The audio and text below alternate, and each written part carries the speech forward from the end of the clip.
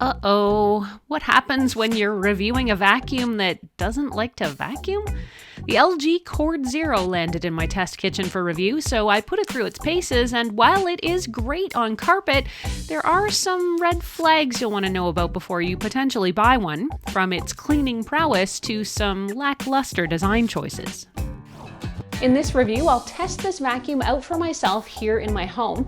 I was able to secure this loaner from LG for a few weeks, so I'll tell you what it's like to use, about its special features, including the all-in-one emptying tower, how the accessories work, and if overall I think I can recommend this stick vacuum to you.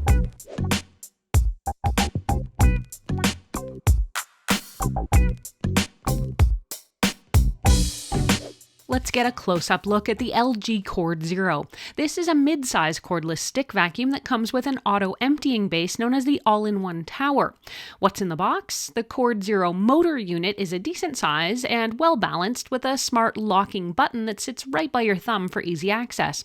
The LG Cord Zero comes with two primary cleaner heads for floor vacuuming, the larger universal power nozzle for carpets and hard floors, and the Power Mini nozzle for tighter spaces like chairs and furniture. Both heads can be connected to the vacuum using the 9.5-inch telescoping extension tube, which makes the vacuum's reach from about 28 inches from the motor to 38 inches. Or you can use the attachments plugged right into the motor unit for a more handheld feel. The Cord Zero also comes with a crevice tool and a combination tool. You also get two batteries with your vacuum. One is stored in the vacuum motor and the other is inside the top of the base station. Charging the LG Cord Zero involves setting it into that included docking station, which LG refers to as the all-in-one tower. The dock here is rather large, but I guess you could say that's because there's a lot going on with it. It houses storage compartments for the nozzles in hidden doors on each side of the station, as well as a dedicated area where you insert LG's special vacuum dust bag, where the vacuum will automatically unload all the collected dust and debris. You get 3 of those tower bags, and extras cost around $6 or $7 each. The tower does have a relatively streamlined look compared to some other docking stations, but it is at once both extremely clever and somewhat frustrating. First, the clever. Everything you need for the vacuum can be hidden inside to maintain a streamlined look and to keep from misplacing things. While it's clever and holds everything, it does actually seem like there's some wasted space here. Now, to the frustrating, the doors don't open fully. They kind of only open on a 45-degree angle, so they can be a bit awkward to take things in and out of. They also don't stay open and constantly try to swing partially closed, which can be extremely annoying when you're trying to put things away. The station also seems larger and heavier than it should be for what it's doing. I found the all-in-one tower here does take a good amount of time to do its auto-emptying task, and it's frustratingly long if you do need to empty mid-vacuum, but probably less of an issue if you're done your work. You'll stick the vacuum in its cradle and push down to lock it in place. Press the start-stop button on top of the station to begin that auto-emptying process. It takes about 10 seconds for the machine to recognize the vacuum's in place and start that cycle. Fully auto-emptying the vacuum canister takes a further 20 to 25 seconds before the vacuum is unlocked and released for you to use again. For that reason, I found it was actually faster just to flip the vacuum open over the nearest garbage and then keep going. All right, let's take a look at how well this vacuum cleans. And to give you a preview, on carpet, the Cord Zero performed quite well. On hard floors, it was another story. I test all my vacuums mostly the same way. I'll spill things like finer flour or sugar, middle-sized bits like rice or oats, and larger cracker pieces to see how well things perform on both carpet and hard floors. LG also sent along a few boxes of other spills for me to test out, including large-sized glitter and breadcrumbs. In my carpet tests, the Cord Zero picked up pretty much everything, mostly in a single pass. From that finer sugar to the bigger glitter, it was able to gobble up all the test spills, and only in a couple of cases did it need to go over an area more than once when on carpet. In some of my other reviews, I've experienced difficulty with other vacuums getting caught up on some of the flatter rugs I have in my home.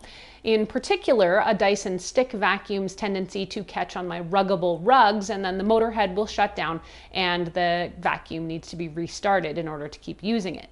I'm glad to say the Cord Zero had absolutely no difficulties with flatter rugs and didn't seem to get stuck or stall out while running over them. But when it comes to tile and hardwood cleaning, this vacuum was a major failure. On each of my debris tests, the vacuum simply pushed most of the spills away from the cleaner head, creating small piles at the end of each stroke. It took multiple passes before I was able to get all that debris vacuumed up. When it came to the plastic glitter or confetti, the vacuum made more of a mess with that than it did to clean it up. It spread and scattered the small bits all over the floor, and in some case, the whirring roller brushes also shot pieces over a great distance. I was actually pretty shocked at how poorly this LG vacuum was at cleaning floors. I dug into the manual to see if it offered any clues, and I found a small insert that references that when you're cleaning debris that may be subject to static electricity, to first use the crevice tool or the other nozzle attachment. So I tried that and it wasn't much better. I will say that needing to use two different attachments to clean up one type of spill is more work than I think you should have to do when it comes to helping your vacuum. I was actually so surprised by the poor performance, I ran my cleaning tests 4 times. Now, while I did get slightly better results on my third test, the fourth was just as lackluster.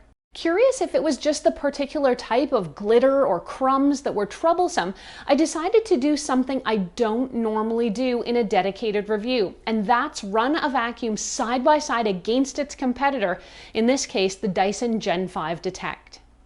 To my surprise, the Dyson picked up the entire glitter spill in one pass. I was pretty surprised by that, so I actually ran the test again and again and again, and same story. The Dyson got everything while the LG spread it around the floor. In short, I have to say I'm really surprised by this poor performance on hard floors, and I think this severely limits this vacuum's usefulness. I also tested this vacuum on furniture, including my sofa and a chair. The vacuum seemed to do an excellent job picking up pet hair and dirt from places it tends to collect. I preferred the larger, cleaner head just because it was faster, but the mini one was also effective. The Cord Zero features a special lever you can press to compact dirt like pet hair inside the dustbin, allowing it to store about 3 times its physical capacity. LG calls this technology compressor, and it supposedly allows you to vacuum more and make fewer trips to the empty bin. A fully charged LG Cord Zero battery will let you use the vacuum for up to about 120 minutes without using any of the powered motor heads, and you'll get about 80 minutes with one of those heads attached. Activating the power mode will cut the battery life in half, while the turbo mode maxes out at roughly 12 minutes of runtime. Now, while that might sound low, and let's be honest, it is, the LG Cord Zero does come with that second battery, allowing you to swap out a fully drained one so you can keep on vacuuming with the fresh battery. Overall, I may as well cut to the chase here and say I can't recommend the LG Cord Zero, but I'm going to spell out why. The biggest downside is the cleaning performance on hard floors. The Cord Zero just pushes dirt around with what appears to be a poorly designed main motorized cleaning head. The all-in-one tower's kind of heavy and clunky design does overshadow its useful storage, and the flappy doors just make it worse. The dustbin is small and fills quickly, and while I appreciate the marketing around the compressor compacting, I don't know if that's enough of a selling feature on its own. I also realized that I found the process of the auto emptying to be more hassle than it was worth, since having to return to the base, lock it in place, and then wait for the cycle to begin, and then vacuum out the bin, and then play the little LG chime theme song before it finally unlocks and releases the vacuum took way too long. It was well over 30 seconds. It was far faster and easier just to flip open the bottom of the bin at the nearest trash can and keep right on going. So what are the major pluses of this machine? Mercifully, it's great at vacuuming carpet. The vacuum itself is lightweight and portable, and the easy-to-use locking power button is in a perfect spot. I also really appreciated the telescoping handle. The LG Cord Zero does sell for about 1,049 Canadian dollars or about $999 US, and you can get it from places like Lowe's and Canadian Tire. You can also get a version without the tower for less. You can check out how the Cord Zero compares to some other popular stick vacuums, including Dyson's brand new Gen 5 Detect, which you got a preview of earlier in this video, or see how a Samsung stick vacuum cleans right now.